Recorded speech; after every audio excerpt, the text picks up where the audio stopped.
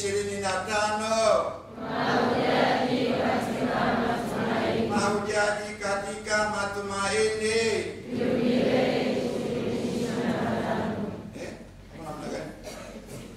Mahujaji katika matumaini.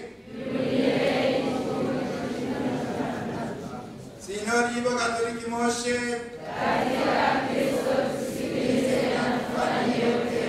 Katika Kristo tusikilize na tufanye yote upya. Wapendwa mapandi, kwa namna pekee mpendwa Baba Kaplano wa watao mahali hapa, mpendwa Baba Paroko wa Rawia, mpendwa Vikari wa Vunjo, Padre Valeria Msafiri, mpendwa Vikari wa Watawa, Padre Jeremia Bahati, wapendwa mapadi wote, mpendwa na mheshimiwa mama mkuu Sister Agnes, wapendwa masista mnaojiweka wakfu kwa Mungu leo, wapendwa watawa wote wa kiume na wa kike tunaosali pamoja, wapendwa wazazi wa masista hawa 8 wanaojitoa kwa Mungu leo, wapendwa waamini wote wengine wa Kristo tunaoshiriki pamoja, wapendwa vijana wetu wa vyombo vya habari na wengine wote wenye mapenzi mema tulio hapa. Tumsifu Yesu Kristo.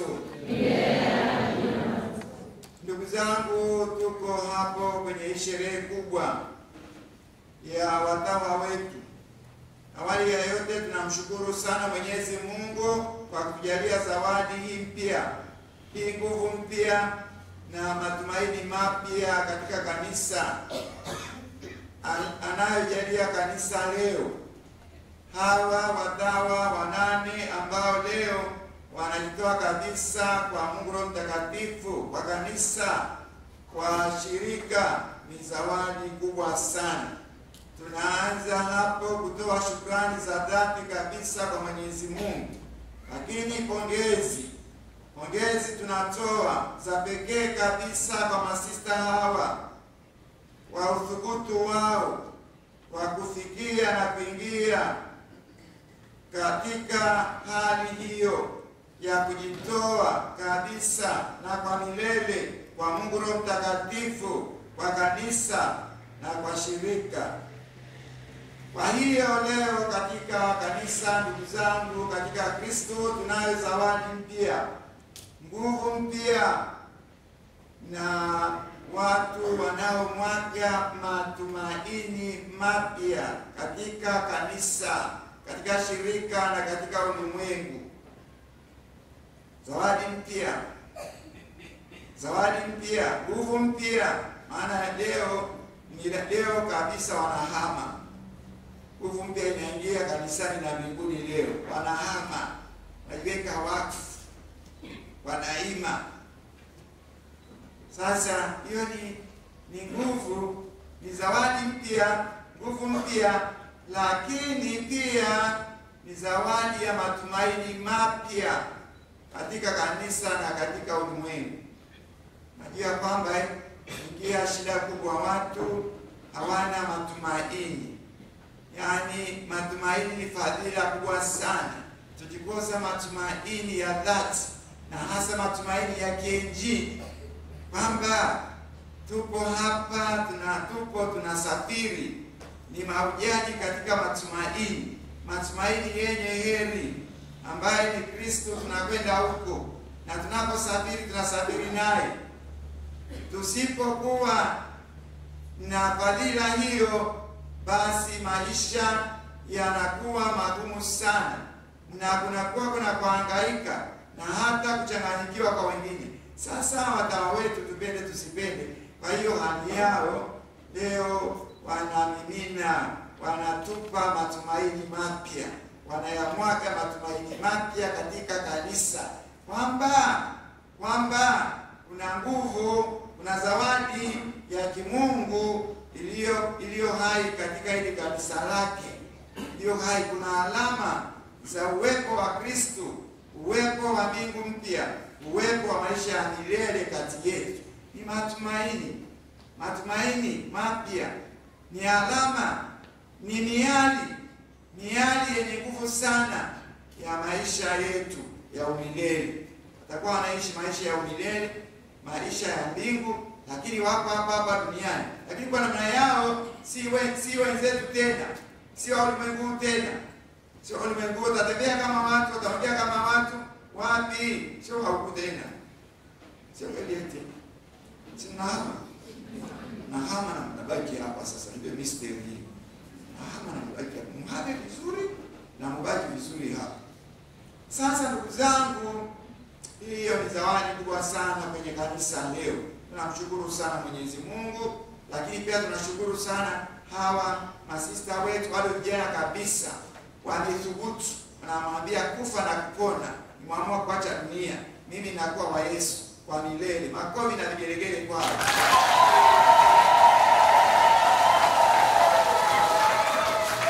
Sasa tuko hapo, ningeomba tuyageukie masomo ya leo, ambapo ndugu zangu tuko katika kipindi cha Pasaka. Kipindi cha Pasaka kizito sana. Kipindi cha Pasaka ndicho kipindi kikuu katika mwaka wa kanisa, pia katika safari yetu ya wokovu. Sio Christmas. Mababa wa kanisa anatuambia amezaliwa ili afe. Amezaliwa ili afe. Kama tungebakia kwenye Christmas bila kufa, hatungepata wokovu. Kumbe ni kipindi cha Pasaka ambacho kimejaa utajiri wa pekee. Lakini pia tuko kwenye kipindi cha novena ya Roho Mtakatifu. Tuko tunasafiri kuelekea sherehe ya Pentekoste, Roho Mtakatifu atakapomiminwa katika kanisa na kwa namna ya pekee katika mitume ili waende sasa kazini. Tukiwa hapo, sikupenda kubadilisha masomo. Nependa nibaki hapo kwa mama kanisa. Masomo ya kipindi hiki yana nguvu, yana katekesi ya kina, yana teolojia ya kina na mafundisho ya kina ya kiroho. Na hivi pamoja na kwamba ni sherehe hapa leo, sikupenda nibadilishe masomo. Nimependa tubaki pale kwa masomo ya leo, lakini tukachukua tu somo la pili katika somo la pili la Pentekoste. Tubaki hapo na mama kanisa. Tunafundishwa daima tutembee na kanisa. Sentire como iglesia. Sentire como iglesia. Feel with the church. Walk with the church. Walk with the church. What does the church say right now? What does the mother church say right now? Hapo tunaingia ndio petu. Ni vizuri jifunze. Si vizuri kwa mahama tunapokuwa na sherehe kidogo cha kusherehesha siku ya kuzaliwa unabadilisha liturujia. Sijui ni sherehe ya ubatizo unabadilisha masomo ya siku. Never. Nani amekuwa mamlaka? Sentire kuma iglesia. Tembea na kanisa. Onja na kanisa. Feel with the church. Kanisa linasema nini sasa? Kanisa lina ujumbe gani kwetu? Linamwaga nini katika kanisa? Linamwaga nini katika liturujia yake na watu wake? Hapo kuna utajiri mkubwa sana. Tajiri mkubwa. Mama kanisa ni chombo cha wokovu. Kwa hiyo tusipende kumwacha alafu kwenye mahali pengine. Amemwambia katibu hapo. Ana nilisema masomo yatakuwa baba askofu ni hapo kwa kanisa. Maana mimi Mungu kwa kanisa. Hata siku moja kanisa lina nguvu kubwa sana, na msichezee kanisa. Hasa kanisa Katoliki. Tuliheshimu na tupige magoti mbele yake. Imebeba wokovu wetu. Imebeba sakramenti zote za wokovu ndani yake. Kwa hiyo ninapoweka masomo hayo tena kwenye kipindi cha Pasaka na tena kwenye kipindi hiki ambacho tunajiandaa tuko kwenye novena ya Roho Mtakatifu, tunajiandaa kwa sherehe ya Pentekoste, si vizuri kutoka hapo. Tumebaki hapo. Kwa hiyo mimi kwanza nikawa nimependezwa sana. Yaani jana katika ile somo la kwanza imenigusa sana kwenye Matendo ya Mitume, Matendo ya Mitume ile sura ya 19 mstari wa kwanza mpaka wa 8, Paulo alipofika kule Efeso akakutana na wale wanafunzi wakala, akawauliza, "Je, nyinyi mlimpokea Roho Mtakatifu mlipobatizwa?" Asema wakajibu, "Hapana, hata kusikia kwamba kuna Roho Mtakatifu hatukuwahi kusikia." Hawakuwahi kusikia. Nyinyi mlipo maana kwa wanaonekana wachangamfu tu kama watu wa kawaida. Lakini sasa unajua sasa watu wa kimungu wanaweza kunotice mambo mengi sana. Paulo amejaa Roho Mtakatifu tangu baada ya kuongoka kwake, tunafahamu amejaa Roho Mtakatifu kweli. Sasa pale anahisi kwamba there is something wrong here. There is something which is not okay. Kwa kuona tu. Akauliza, "Nyinyi mlipobatizwa mlipokea Roho Mtakatifu?" Wakawa kweli, "Hata kusikia kwamba kuna Roho Mtakatifu hatukuwahi kusikia." Oh Jesus. Hawa ni watu wa kusikia. Yaani wanaishi tu hivyo kama mboga wanaishi tu. Sasa Paulo akawauliza, "Sasa mlipobatizwa mlibatizwa na nani?" Wakasema, "Tulibatizwa kwa ubatizo wa Yohani, ubatizo wa toba." Sasa Paulo akawaambia, ubatizo wa Yohani ulikuwa ni ubatizo wa toba, ulikuwa una lengo la kuwatayarisha mpokee Kristo, na Kristo amekuja. Na sasa anapoambia na Kristo amekuja, na pale akasema na sisi tubatizwe. Wakabatizwa sasa. Wakabatizwa ndio wanabatizwa sasa kwa kadiri ya Biblia, sasa kwa kadiri ya ubatizo wa Kristo sasa. Wakabatizwa. Paulo akawabatiza, akawekea mikono. Alafu wakapokea Roho Mtakatifu pale pale, wakaanza kubadilika. Wakaanza kuongea kwa lugha na wakaanza kutabiri. Anaongea mambo yatakayokuja ya Mungu. Naona the weight of the Holy Spirit. Roho Mtakatifu mara moja ameingia kazini. Sasa ndugu zangu, mimi nimeguswa sana na hili somo. Nimeguswa sana, nimekaa hapo sana. Nikatafakari sasa, kwa kweli tuone umuhimu wa Roho Mtakatifu katika kanisa na katika maisha yetu. Sasa kama Roho Mtakatifu tuko hivyo tu tumekaa tu. Yaani huwezi hata kuelewa mambo ya Mungu ipasavyo. Mafundisho ya Mungu hata ukifundishwa inakuwa ni shida. Inakuwa ni shida kuyapokea mafundisho ya Kristo. Ndio maana Yesu anasema Roho Mtakatifu atakapokuja atawakumbusha na wakufundisha yale yote ndio waambie. Bila Roho Mtakatifu hakuna kinachoendelea. Bali mmoja anatuambia alikuwa kwenye nchi za Kimasai katikati kabisa huko ndani huko. Sasa ndio anaanza katekesi, anaanza kufundisha kwa jina la Baba, katekesi ya ishara ya msalaba. Anafundisha moja kwa jina la Baba na la Mwana na la Roho Mtakatifu. Rudia, kwa jina la Baba na la Mwana na huyo mnyama mwingine. Usimwite Roho Mtakatifu mnyama. Rudia tena, sikiliza vizuri. Naenda taratibu. Kwa jina la Baba na la Mwana na la Roho Mtakatifu. Amina. Rudia, kwa jina la Baba na la Mwana na huyo mwingine, huyo mnyama umesema. Roho Mtakatifu pale ameitwa mnyama. Sasa hapo kuna kazi hapo. Watu ambao basi wapo tu unaanza ili uweze kumwaga neema ya Mungu kule ndani. Neema ya Roho Mtakatifu imuinue, impe mwanga ili aweze kupokea mafundisho ya Mungu, mafundisho ya Kristo. Bila Roho Mtakatifu hakuna kinachoendelea. Kumbe ndugu zangu, hawa watawa wetu hawa leo wanapoweka nadhiri zao za daima za milele kwa Roho Mtakatifu. Ndio maana nikasema pale mwanzoni, ni zawadi kubwa kabisa katika kanisa. Ni kitu cha pekee sana.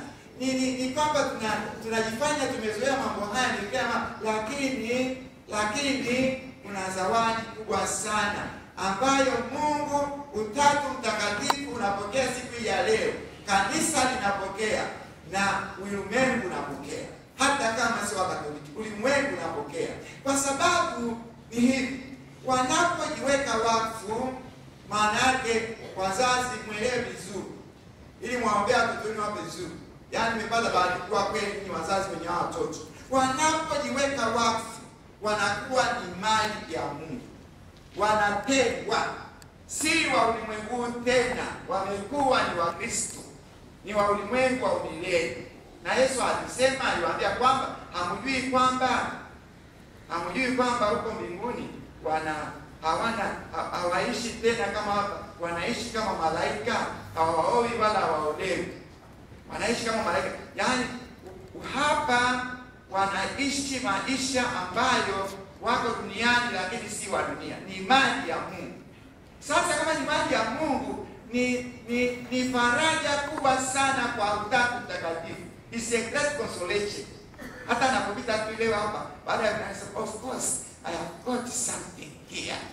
Nina kitu hapa, nina mali ambayo ni ya kwangu hapa.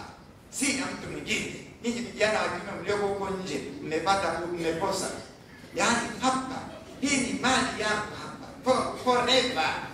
Sasa Mungu anakuwa na majivuno ya ajabu kwamba huko kanisani, huko mbinguni ameongezewa nguvu, lakini na huko duniani alama ya mbingu.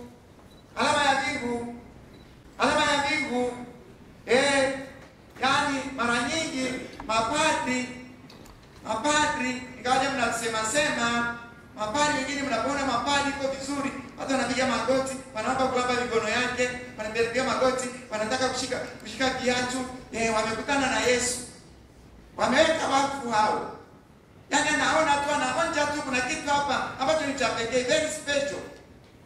He or she, they are touched from the heart. Wanaguswa.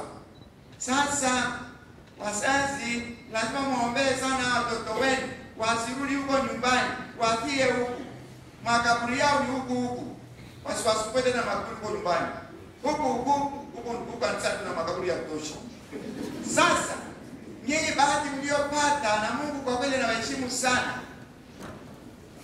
Yaani kwamba mmetoa watoto ambao wamekuwa ni mali ya Mungu, wamewekwa wakfu, ni wa Mungu, ni wa mbingu. Lakini pia Mungu anapofurahi hivyo huko mbinguni, anafurahi na huko duniani, kwa sababu kuna alama za mbingu, kuna miali, kuna vitu ambavyo tunasema, yaani kwa kweli hapa, yaani walivyoa vizuri tu, sio kuvaa tu, lakini hata hizo jamani, yaani unaona kuna alama zinazotoka, yaani kumwangalia machoni, sio mafuta kama mafuta, yaani sijui ni kitu gani tu, ni wa Mungu hao, ni miali ya mbingu, ni miali ya Kristo mfufuka, ni miali ya Roho Mtakatifu. Lazima sasa maombee waingie hapo ili iweze kuonekana.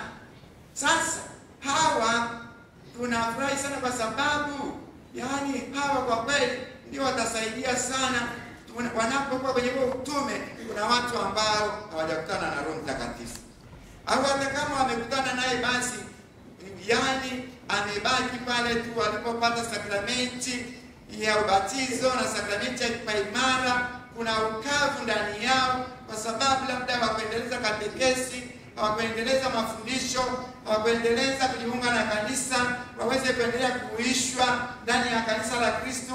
Kwa hiyo sasa wako kwenye ulimwengu wa sawa wengi sana. Lakini mahali ambapo hawa watawa watakapokuwa wanafanya kazi, iwe ni mashuleni, iwe ni hospitalini, iwe ni kwenye bustani, iwe ni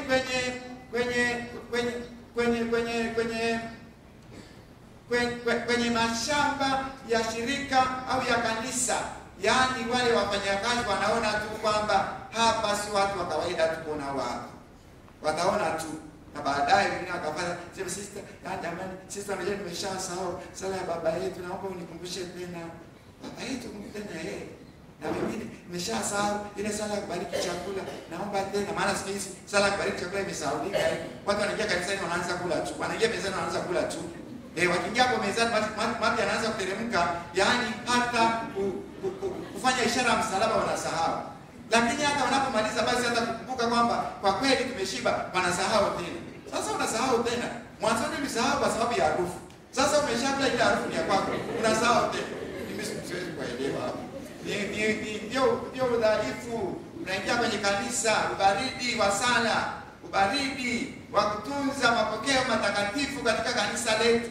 Sasa naweza kukutana na watu namna hiyo, hata kama hawako kama hao Paulo aliwakuta kule Efeso, unakuta kwamba they are dry, wako dry completely. Ni vijana wazuri tu, lakini katika mambo ya kiroho kweli Roho Mtakatifu ameshakuwa baridi kabisa, anahitaji kuinuliwa. Atainuliwa na nani? Atainuliwa na jinsi ambavyo mtakuwa mnaishi.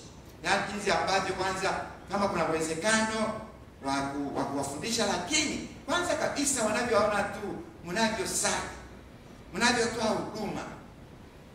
huduma, lakini pia uwepo wenu tu, the presence. Naona yani watu wengi naona kule Marekani kuna mnajua watawa walipotea kabisa wakati fulani. Sasa kuna sehemu moja ambapo wameanza utawa, wamefufua utawa wa Mtakatifu Dominiko katika, yani wakaenda kwenye mapokeo kabisa, very strict. Yani unaweza kwenda kule kumsalimia sister fulani, unakwenda kumsalimia dada yako, wamefunga tangu asubuhi mpaka jioni, hakuna kuongea, ni siku ya kufunga. Yani wameingia ndani kabisa kwenye ule utawa ndani. Sasa wanaombwa sana na maaskofu. Nikajaribu kwenda kwa mama mkuu, nikamwambia mama, nikwenda kuomba jamani, hao masista wako pia wakanisaidia walao watatu walivyo tu, yani wakamwaje kidogo hiyo namna yao, hiyo Mtakatifu, hiyo roho ya Mtakatifu Dominiko ambayo ni renewed, yani wakaimwaje kidogo kule kwangu jimboni. Anaambia forget about that. Anaambia hapa nina list ya maaskofu 15 wa United States, Bishop, who are you from Tanzania to consider you? Watawa hao ni kwa nini wanaomba hivyo tena na watu wakubwa? Maaskofu wakashike mashule yao, wakashike mahospitali, wakashike nyumba za kuwapokea wageni, wakashike nyumba za kuangalia wagonjwa. Because kwa sababu pale watu wanamkuza Yesu katika watawa, wanamuona Yesu, wanamkuza. Nimeshawaeleza nilipokuwa nafundisha, nilikuwa mlezi Segerea, alafu basi nilikuwa mkuu, nilikuwa naangalia nini? Nilikuwa naangalia hospitali kwa miaka yote. Sasa kijana mmoja ametusumbua sana. Yani ametibiwa pale Dar es Salaam, kila siku tunampeleka Muhimbili, tunampeleka hospitali gani? Sasa mwishoni wakasema tumpeleke Huruma Hospital. Nikaleta Huruma Hospital. Ameletwa baada ya wiki mbili, akarudi yuko mzima. Tukamwambia ilikuwaje? Akasema yani acha tu pale wanahudumia vizuri. Yani hata sister anakubeza na radhi. Yani hata usikie. Sasa rekta akasema huyu ana tatizo Huyu ana tatizo, wito wake waangaliwe vizuri. Ana tatizo. Yani alipokutana na masista kampia sindano ndio akapona. Baba rekta tuone kidogo hapa. Unajua hiyo mikono baba. Unajua hata mama Teresa wakalikuta mara nyingi sana alikwenda kuangalia wagonjwa. Akifika kule wagonjwa wale, kwa kweli mama Teresa alikuwa anawapigia busu. Alikuwa ni Jesus be with you. Yani alafu anaondoka. Sasa kuja pale mlangoni anapotoka kwa mother please can you come again? Mother come. I feel so nice. Unaweza kuja tena, nimejisikia vizuri mno. Mama anasema Jesus loves you. Anampiga tena uso, anaondoka. Yana mama please, mother can you come again? Mama akafunga mlango akaondoka. Lakini ni nini? Ni ile kuna kitu anachokisikia kinapoza mwili wake. Ni nini hiyo? Ndiyo watu wa Ekaristi, kama ni watu wanaopokea Ekaristi daima, Eucharistic people, you can feel Eucharisty. You can feel the Eucharist in your service, in your presence. People can feel the Holy Spirit in your life. Yes, yani kwa maisha yako tu unavyotembea, the presence, unavyokuja tu, ulivyokaa, unavyoongea, unavyofundisha, hiyo yenyewe kabisa unamtupa Roho Mtakatifu, unamtoa Roho Mtakatifu kwa wale watu, na hapo utaona watu wengi sana wanakufuata nifundishe baba yetu, nifundishe sala ya asubuhi. Wewe sasa hebu nieleze unipe anwani ya kutafuta, nataka kujiunga na shirika sasa. Na watakuja vijana wa kiume pia watakwambia ile shirika lako wanaume wanaingia. Sasa namwambia yeye, ngoja sasa nipeleke kwa mapadi, lakini sasa naona ulivyokaa kweli, utapokelewa kweli. Wewe umeshamaliza form 4. Form 4 bana, nimalizia darasa la 7. Sasa unataka kujiunga na upadi, itakuwaje? Una miaka mingapi? 35. Hapo kuna kazi sasa. Lakini jamani, wanahangaika, ni watu ambao wameguzwa. Kumbe kwa kweli jamani, Roho Mtakatifu, watu wanamhitaji Roho Mtakatifu. Na tunayo furaha kubwa, tunamshukuru Mungu. Ni sehemu kubwa sana hii tunaipata leo ya kumpeleka Roho Mtakatifu. Kuanzia na hapa kwenye jumuiya yao, kuanzia na kwenye kanisa letu, na kwenye maeneo yao ya utume. Roho Mtakatifu watu watamonja tu kama kweli wanajitoa kikamilifu na wanaamua kubaki kifo kwa uaminifu kamili. Watu watamonja tu. Yaani huwezi kumficha. It comes naturally.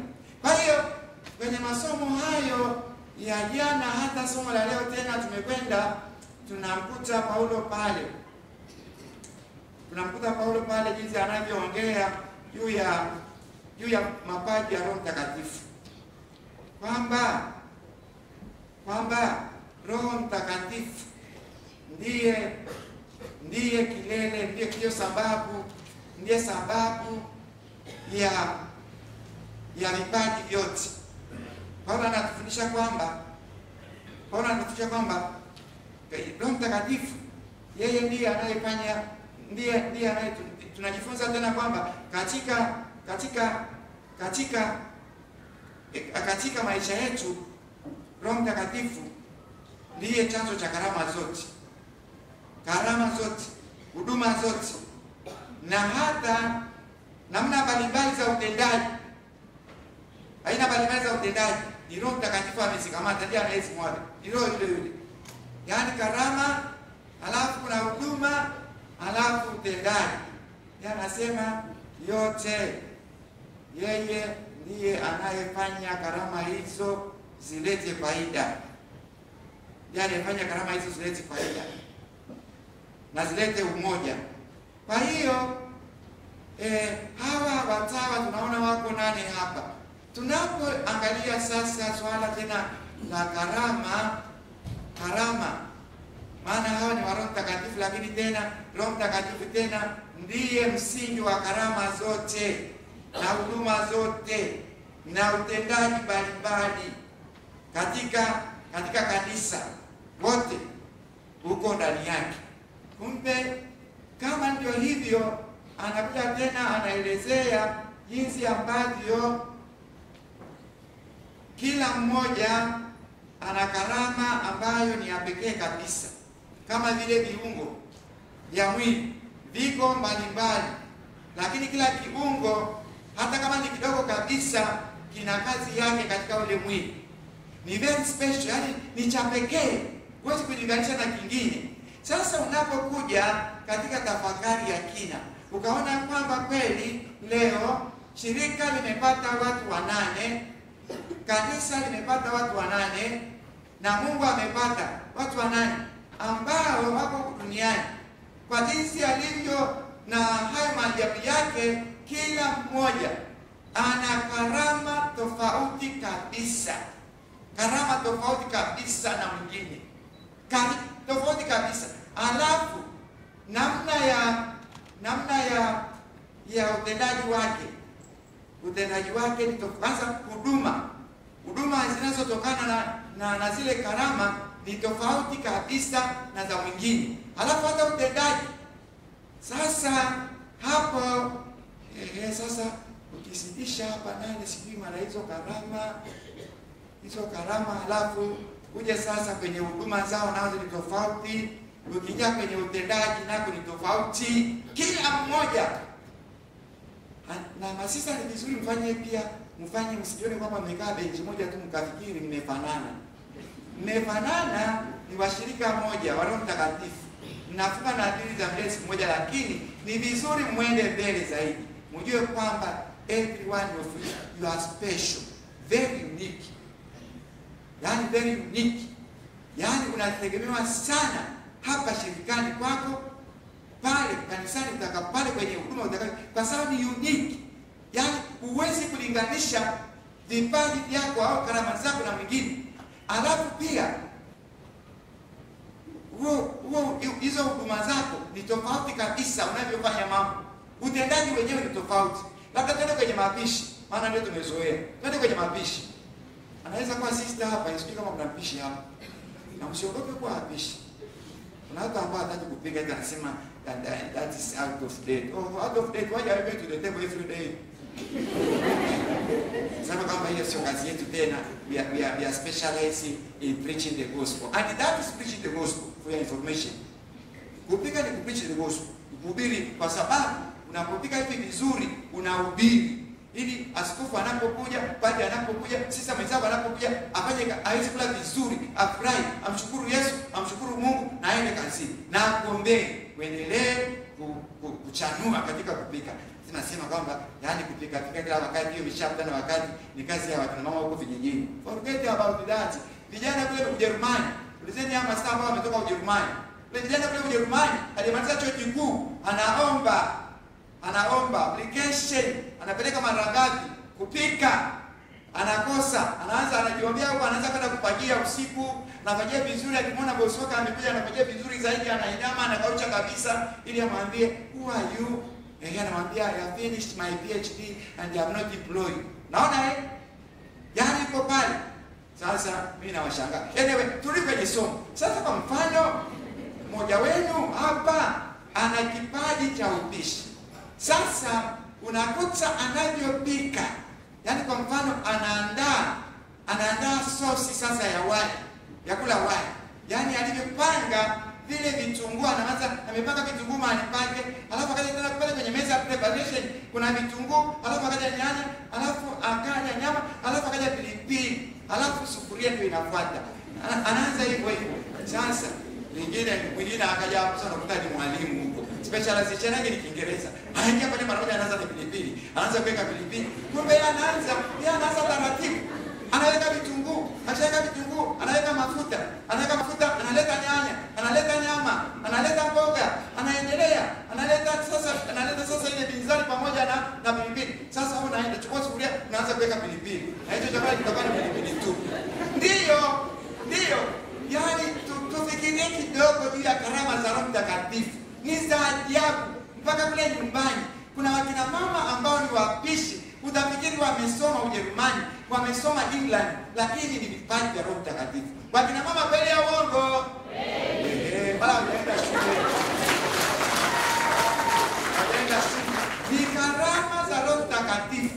Na kama ni Mama John, ni tofauti kabisa na Mama Filipo. Haiwezekani. Mama Filipo anaweza kuja hapa, anaweza kufanya mambo yake, anaharibu sherehe yote.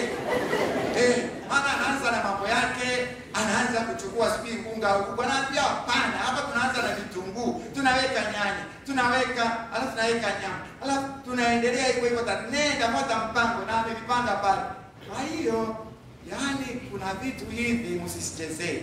Sasa tunapokuja hapa, kweli kila sister hapa ni utajiri kwa ajabu kwa Mungu. Kwa sababu karama ni tofauti. Huduma ni tofauti. Utendaji hata anavyogeuka tu kama ni mwalimu anavyogeuka, yani anavyoongea na wanafunzi wake, anaenda kule chini anarudi, yani namna yake, it is the way of teaching. Yani hapo ni baraka yenyewe. Mwingine anapenda pale ni kusoma hivi tu. Mwingine sasa wanafunzi wanampenda kwa sababu anacheza na somo lake. Today I wanted to finish this chapter and you must know that and I'm specialized in English and you have, anafika kule anarudi, anaamsha waliolala. Sasa vipaji. Mwingine akija hapo unajisumbua. Ni vizuri tukafanya tafakari kidogo juu ya karama za Roho Mtakatifu, na ambazo wala sio za wasomi tu. Wazazi mlioko hapa sio za wasomi tu. Yaani nyinyi mlioko hapa mnaweza kuwa na karama moja inayomzidi askofu, ni ya juu kweli. Na mimi napiga magoti nijifunze kweli. Ni zawadi ya Roho Mtakatifu. Roho Mtakatifu ni wajuu ndivyo alivyo. Na lazima tumheshimu. Roho Mtakatifu ni Mungu. Ameshatoa zawadi. Lazima ambebisho. Mimi askofu nijifunze mimi kwa huyu mama. Hapo, utabaki hapo. na uangalia askofu lako tabaki hapo. Sasa mimi tunapoona hivi jamani, sasa ni vizuri kushirikani mjue leo mmepokea baraka za ajabu, kwa sababu tukirudi namba moja, hawa hawarudi tena, wameshabanaaga dunia leo, ni wa kwenu. Kama ni wa kwenu, huku shirikani kuna utajiri wa ajabu. Hizo karama, hizo huduma. Halafu namna ya utendaji ni tofauti pia. Namna ya utendaji unajua ndio sema, yani kama namna ya kuongea. Kuna mtu mwingine tu akiongea nasema jamani, yani sister unaweza kurudia tena. Yani anaongea vizuri. Yani akiongea tu unafurahi. Mwingine ndio hivyo tena anambia tumsifu Yesu Kristo ndio na mimi. Habari za leo sister ni kama zile za juzi. Yani za juzi, tangu tumalize juzi, jana tumepita, leo tumepita. Anaweza kusema hivi mtawa anaweza kuwa hivi. Hivi mtawa anaweza kuwa, yani kwa nini? Sasa sijui kama hakuendeleza karama zake na ajishiki na Roho Mtakatifu, atakuwa na mwili wako duniani anakuwa hivyo tu. Yani inafunguka hivyo tu kama zile za juzi. Sasa lakini mwingine kwa kweli, naona hata vijana wanaocheza mpira, kuna wanacheza mpira alafu wanakuja wanapozunguka watu wanawapongeza, wakina mama wanawapongeza. Yani sasa wanapowapongeza na mecho, yani asante sana, umetusaidia sana hapo, umetuondoa kwenye mzigo. Wanamwambia asante sana. Wewe kwa kweli, yani hapa tuna zawadi, tuna lulu. Sasa ni kijana anasema mama unaweza kurudia tena. Mama anarudia tena. Kweli hapa tuna zawadi, tuna lulu. Maana alivyosema tu yale mambo yanakuza moyo.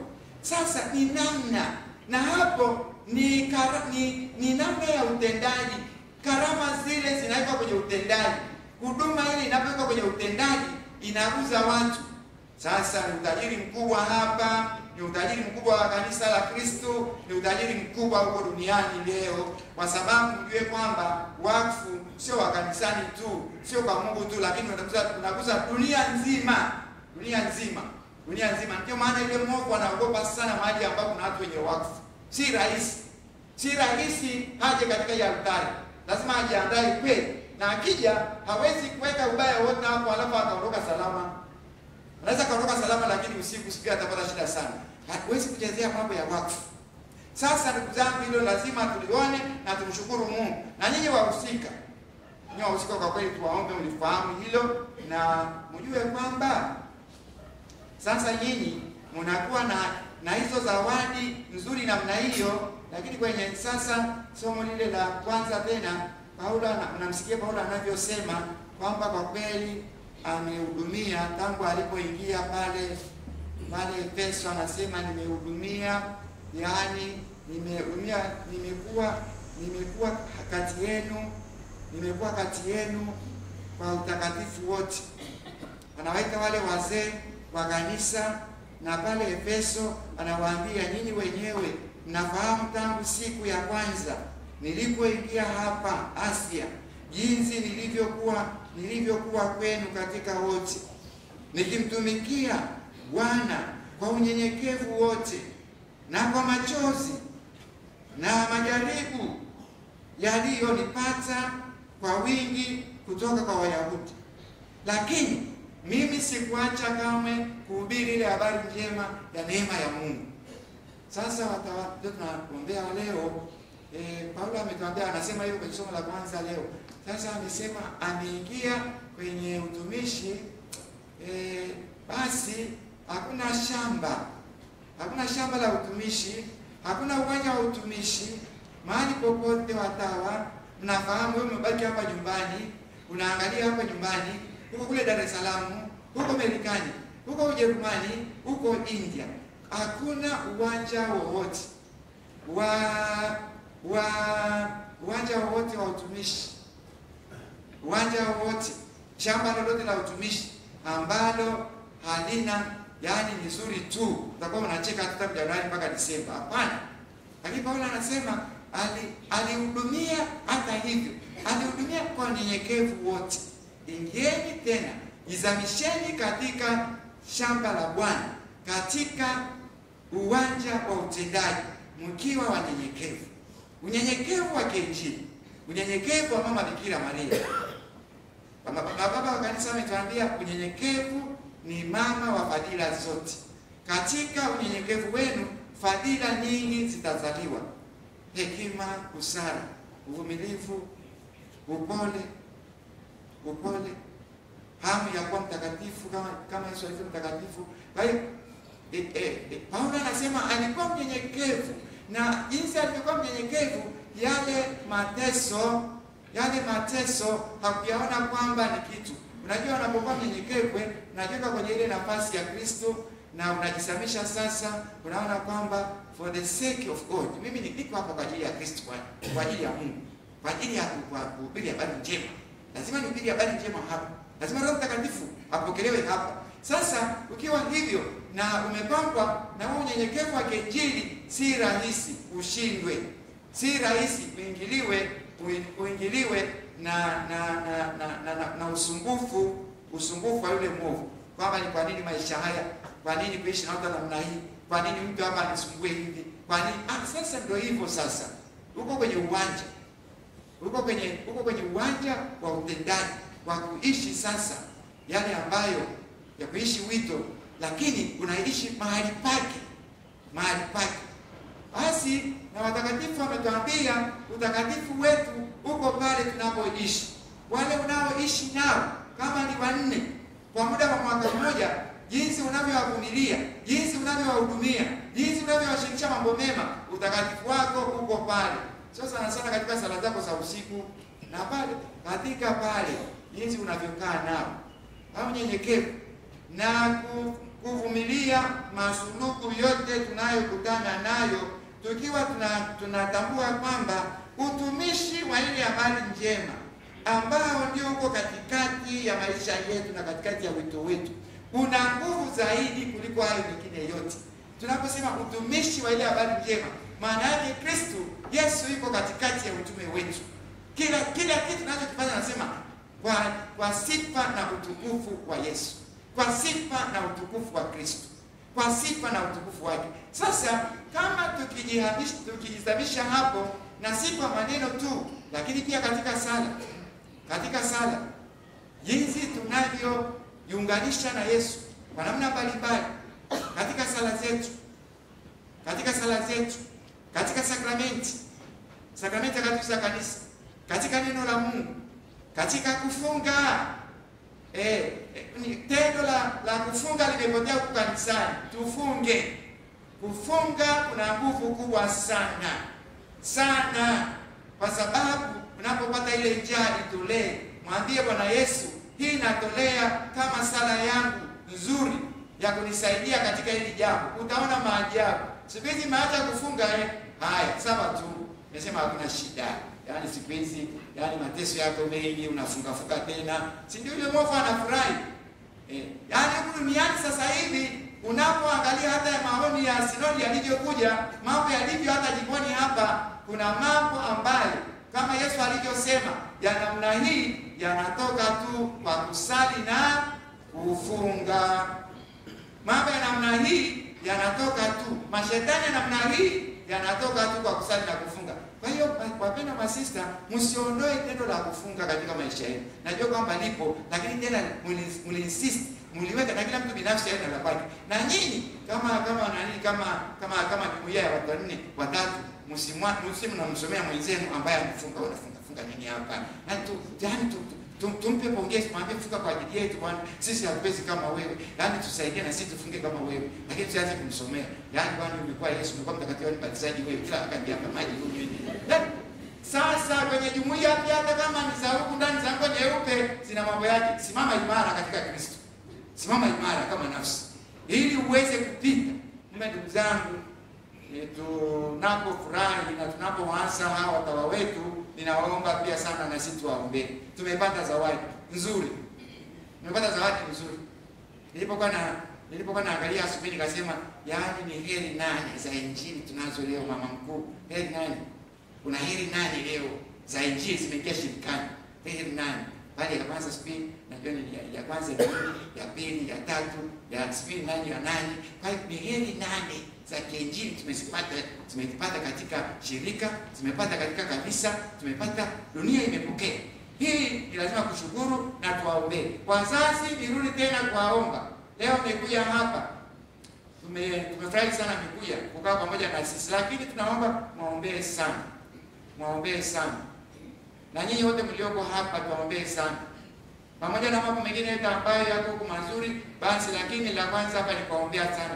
Kuna vijana watatu walikuwa kwenye sherehe moja, yani vijana wadogo tu. Nikamwambia ni kwa nini mnafurahi hivi? Akaniambia kwanza akaniambia mimi nafurahi sana kuja kwenye hizi sherehe za kanisa za masista za mapadi. Maana huko siku ambazo tunakuja kwenye sherehe tunakula vizuri sana. Unasikia pia hiyo harufu ya baskofu imeshaanza kutoka huko. Sawa, kuleni vizuri.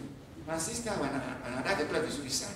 Leo tutakula vizuri. Na mwingine akasema, mimi nafurahi sana kuja kwenye sherehe za kanisa za watawa za mapadi kwa sababu mnaimba vizuri sana alafu silali. Kuna makanisa mengine nakwenda alafu nakuta nimeshalala. Safi kabisa waimbaji, nimeendeleeni kuimba vizuri. Muamshe watu ambao wanalala wakati waliturudie. Lakini mwingine akasema, mimi nafurahi sana kwa sababu ninapoona mapadri, yani wanavyolala pale chini, na mimi nataka kwenda kulala nao hapo. Kaambia sawa kabisa. Huyu alisema vizuri. Akasema na watawa wanapoingia kanisani wamefunga mikono, yani unafikiri kwamba yani unaona ni kama malaika wanatembea ambao wamebeba ngo nyeupe. Kumbe ni watu. Hao ni watoto hao. Hao ni wazuri. Huyo mwisho alisema vizuri. Alisema anataka kwenda kulala chini ya mapadri na ameona masista wanatembea na ngo nyeupe wanafanana kama malaika. Sasa ni vizuri. Kwani tuwaombee sisi hapa tulioko hapa ili zawadi tuliyopata leo iweze kuwa na tija katika kanisa, iweze kuwa na tija kwao wenyewe katika shirika lao, lakini pia kwa ulimwengu wote, hasa katika maeneo yote ambayo Mwenyezi Mungu watapenda watoe utumishi, watoe huduma. Hayo yote ambayo tunawatakia siku ya leo na mengine yaonekane kwao. Mungu Roho Mtakatifu awasaidie sana, na Bwana Yesu awe na nyinyi daima. Tumsifu Yesu Kristo. Yeah.